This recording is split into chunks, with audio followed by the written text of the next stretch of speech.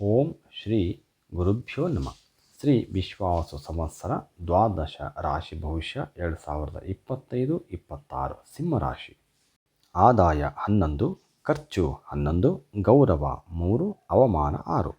ಗುರು ಈ ವರ್ಷ ದಿನಾಂಕ 13-3-2025 ವೃಷಭ ರಾಶಿಯಲ್ಲಿ ಸಂಚಾರ. ನಂತರ 14-5-2025 17-10-2025 ಮಿಥುನ ರಾಶಿಯಲ್ಲಿ ಸಂಚಾರ. ನಂತರ ಶ್ರೀ ವಿಶ್ವಾವಸುನಾಮ ಸಂವತ್ಸರದ 18-10-2025 ಸಂಚರಿಸುತ್ತಾನೆ.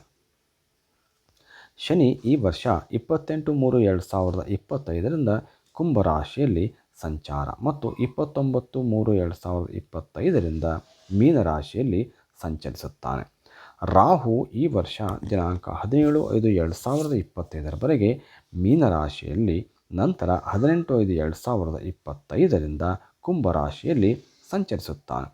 ಕೇತು ಈ ವರ್ಷ 17-5-2025 ಕನ್ಯಾ ರಾಶಿಯಲ್ಲಿ, ನಂತರ 18-5-2025 ಸಿಂಹರಾಶಿಯಲ್ಲಿ ಸಂಚರಿಸುತ್ತಾನೆ.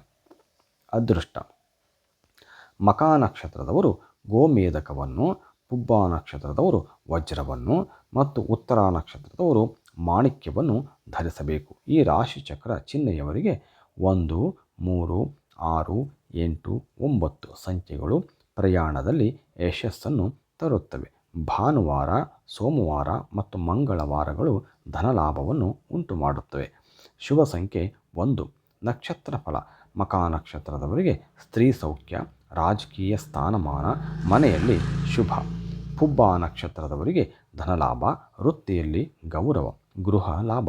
ಉತ್ತರ ನಕ್ಷತ್ರ 1ನೇ ಪಾದದವರಿಗೆ ಸ್ಥಿರಾಸ್ತಿ ಖರೀದಿ, ನ್ಯಾಯಾಲಯದ ಸಮಸ್ಯೆಗಳಿಂದ ಮುಕ್ತಿ, ವೃತ್ತಿಯಲ್ಲಿ ಧನ. ಮೇ, ಜೂನ್, ಸೆಪ್ಟೆಂಬರ್, ಅಕ್ಟೋಬರ್, ಜನವರಿ ಮತ್ತು ಫೆಬ್ರವರಿ ತಿಂಗಳುಗಳು ಈ ರಾಶಿಚಕ್ರ ಚಿಹ್ನೆಗೆ ಪ್ರಯೋಜನಕಾರಿ.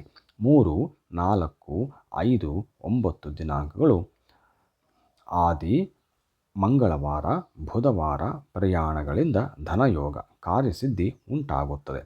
ಸಿಂಹರಾಶಿಯ ಜನರು ಯುಗಾದಿಯ ನಂತರ ಹಣಕಾಸಿನ ವಿಷಯಗಳಲ್ಲಿ ಅತ್ಯುತ್ತಮ ಪ್ರಯೋಜನಗಳನ್ನು ಪಡೆಯುತ್ತಾರೆ. ಆದರೆ ನಿಮ್ಮ ಖರ್ಚುಗಳು ಹೆಚ್ಚಾಗುತ್ತವೆ. ಉಳಿತಾಯದ ವಿಷಯಕ್ಕೆ ಬಂದಾಗ ವಿವೇಚನಾಶೀಲರಾಗಿರಿ. ಆಸ್ತಿ ಅಥವಾ ಷೇರುಗಳಂತಹ ದೀರ್ಘಾವಧಿಯ ಆಸ್ತಿಗಳಲ್ಲಿ ಹೂಡಿಕೆ ಮಾಡುವ ಮೂಲಕ ಹೊಸ ಆದಾಯದ ಮೂಲಗಳನ್ನು ತೆರೆಯಬಹುದು. ಈ ಅವಧಿಯಲ್ಲಿ ಸವಾಲನ್ನು ಪರಿಣಾಮಕಾರಿಯಾಗಿ ಎದುರಿಸುವಿರಿ.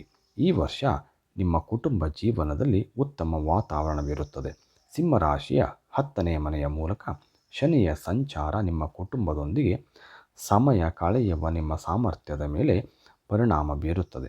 ಆರೋಗ್ಯಕರ ಸಂಬಂಧಗಳನ್ನು ಕಾಪಾಡಿಕೊಳ್ಳಲು ಪ್ರಯತ್ನಿಸಿ. ಯಾವುದೇ ಸಮಸ್ಯೆಯನ್ನು ಪರಿಹರಿಸಲು ನಿಮ್ಮ ಕುಟುಂಬ ಸದಸ್ಯರೊಂದಿಗೆ ಮುಕ್ತರಾಗಿ ಮಾತನಾಡಿ.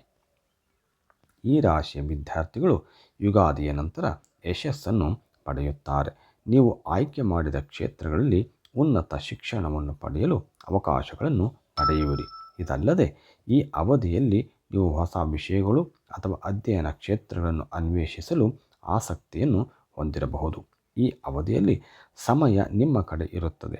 ನೀವು ಗಮನದಿಂದ ಗುರಿಗಳನ್ನು ಸಾಧಿಸುತ್ತೀರಿ.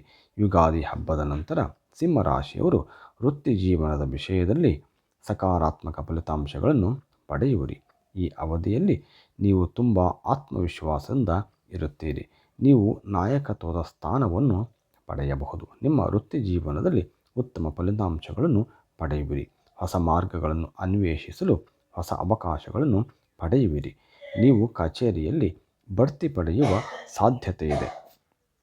ನೀವು ಮನರಂಜನೆ ಮತ್ತು ರಾಜಕೀಯ ಕ್ಷೇತ್ರದತ್ತ ಆಕರ್ಷಿತರಾಗಬಹುದು. ಯುಗಾದಿಯ ನಂತರ ಈ ರಾಶಿಯ ಜನರು ಆರೋಗ್ಯದ ವಿಷಯದಲ್ಲಿ ಬಲಶಾಲಿಯಾಗುತ್ತಾರೆ. ನೀವು ತುಂಬ ಶಕ್ತಿಯುತ ಮತ್ತು ಸಕ್ರಿಯರಾಗಿರುತ್ತೀರಿ. ಆದರೆ ನಿಯಮಿತ ವ್ಯಾಯಾಮ ಮತ್ತು ದೈಹಿಕ ಚಟುವಟಿಕೆಯು ನಿಮಗೆ ಉತ್ತಮ ಪ್ರಯೋಜನಗಳನ್ನು ನೀಡುತ್ತದೆ. ತಲೆನೋವು, ನಿದ್ರಾಹೀನತೆ, ಆತಂಕ ಮತ್ತು ಒತ್ತಡಕ್ಕೆ ಸಂಬಂಧಿಸಿದ ಸಣ್ಣ ಪುಟ್ಟ ಆರೋಗ್ಯ ಸಮಸ್ಯೆಗಳಿಗೆ ಗುರಿಯಾಗಬಹುದು. ವಿಶ್ರಾಂತಿ ಪಡೆಯಲು ಸಾಕಷ್ಟು ಸಮಯವನ್ನು ನೀಡಿ. ಆಹಾರ ಮತ್ತು ಪಾನೀಯದ ಬಗ್ಗೆ ಹೆಚ್ಚಿನ ಗಮನವನ್ನು ನೀಡಬೇಕು. ಇಲ್ಲದಿದ್ದರೆ ಸಮಸ್ಯೆಗಳನ್ನು ಹೊಂದುವ ಆಮ್ಲೀಯತೆ ಮತ್ತು ಜೀರ್ಣಕಾರಿ ಸಮಸ್ಯೆಗಳನ್ನು ಹೊಂದುವ ಸಾಧ್ಯತೆ ಇದೆ. ಸಿಂಹರಾಶಿಯವರು ಈ ವರ್ಷ ಭವಿಷ್ಯಕ್ಕಾಗಿ ಸಕಾರಾತ್ಮಕ ಯೋಜನೆಗಳನ್ನು ಮಾಡುತ್ತಾರೆ.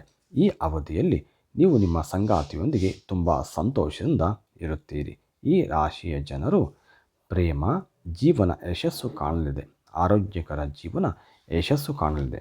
ಆರೋಗ್ಯಕರ ಸಂವಹನ ಕೌಶಲ್ಯಗಳನ್ನು ಬೆಳೆಸಿಕೊಳ್ಳಿ. ಕೆಲವು ವಿಷಯಗಳಲ್ಲಿ ನಿಮ್ಮ ಸಂಗಾತಿಯೊಂದಿಗೆ ರಾಜಿ ಮಾಡಿಕೊಳ್ಳುವುದು ಉತ್ತಮ. ಸಿಂಹರಾಶಿಯವರಿಗೆ ಈ ಯುಗಾದಿ ಹಬ್ಬ ಮನೆ ವಾಹನ ಖರೀದಿಗೆ ಅನುಕೂಲಕರವಾಗಿದೆ. ಜಾತಕದಲ್ಲಿ ಗುರುವಿನ ಸ್ಥಾನವನ್ನು ನೋಡಿಕೊಂಡು ಖರೀದಿ ಮಾಡುವುದು ಉತ್ತಮ. ಆದರೆ ಮಧ್ಯವರ್ತಿಗಳಿಂದ ಮೋಸ ಹೋಗುವ ಸಾಧ್ಯತೆ ಇದೆ. ಯಾವುದೇ ದುಬಾರಿ ವಸ್ತುಗಳನ್ನು ನೇರವಾಗಿ ಅಥವಾ 100 ಬಾರಿ ಯೋಚಿಸಿ ತಿಳಿದು ಖರೀದಿ ಮಾಡುವುದು ಮುಖ್ಯ. ಲಲಿತ ನಾಮ ಪಾರಾಯಣ ಹನುಮಾನ್ ಚಾಲಿಸಿಂದ ದೋಷ ನಿವಾರಣೆಯಾಗುತ್ತದೆ. ವೃತ್ತಿ ವ್ಯಾಪಾರ ಲಾಭದಾಯಕವಾಗಿರುತ್ತದೆ. ಸರ್ವೇ ಜನ ಸುಖಿನೋ ಭವಂತು.